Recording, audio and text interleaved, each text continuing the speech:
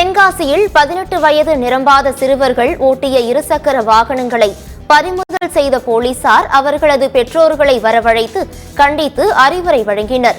செங்கோட்டை காவல் ஆய்வாளர் பாலமுருகனின் இந்த செயல் அப்பகுதியினரிடையே வரவேற்பை பெற்றது.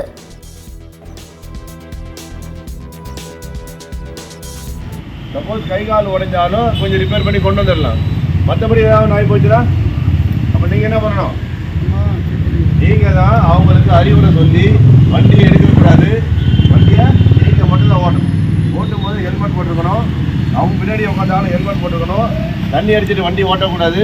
திரும்பவும் சொல்கிறேன், பசங்களை வச்சு வண்டி ஓட்டினீங்கன்னா நாளைக்கு உங்களை மேலே கேஸ் போடும். ஃபஸ்ட் டைம் அதனால உங்களை நான் வார்ன் பண்ணுறேன்.